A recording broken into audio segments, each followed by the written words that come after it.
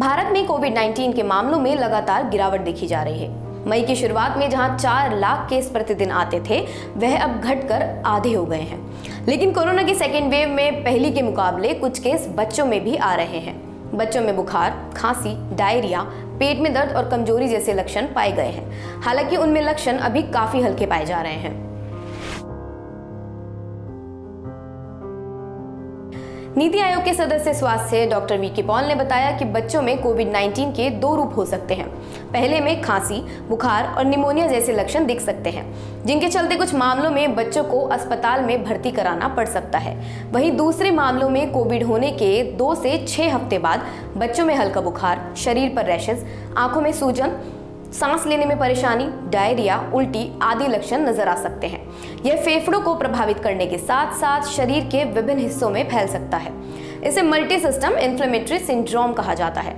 Multi system inflammatory syndrome में virus शरीर में नहीं मिलता है और RT-PCR जांच में भी नेगेटिव आता है, लेकिन एंटीबॉडी टेस्ट में पता चलेगा कि बच्चा कोविड से संक्रमित था।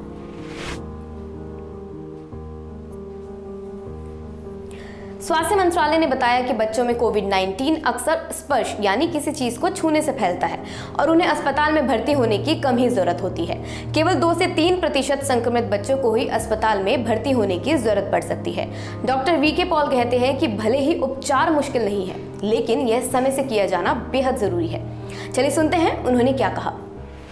जैसे डेटा हमारे पास अवेलेबल है, उसमें ये क्लियर इमर्ज होता है कि अगर हम देखें कि एडमिशन मेन कोविड बड़ी फैसिलिटीज़ में जहां बच्चे भी दाखिल हो रहे हैं, बहुत छोटी परसेंट में एडमिशन की ज़रूरत पड़ी है। कभी ऐसा नहीं हुआ कि हमारे पीडियाट्रिक केयर का जो इंफ्रास्ट्रक्चर है उसके ऊपर कोई बोझ, एक्स्ट्रा बोझ, अनयूजुअल बोझ ऐसा हुआ।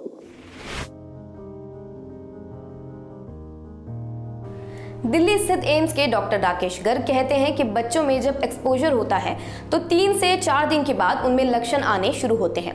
इसे इंक्यूबेशन पीरियड कहते हैं। ऐसा मानकर चलते हैं कि 5 से 6 दिन में कुछ और लक्षण नजर आएंगे। ये लक्षण बढ़ भी सकते हैं, कम भी हो सकते हैं या फिर बने भी रह सकते हैं।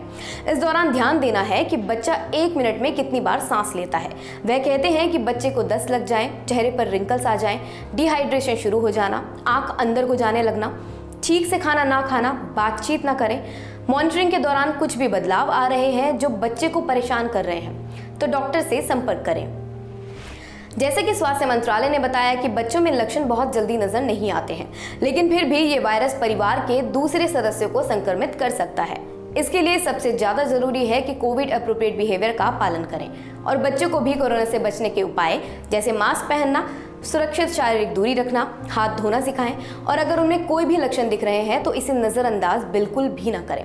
तुरंत कोविड टेस्ट करवाएं। आज की इस वीडियो में बस इतना ही। धन्यवाद।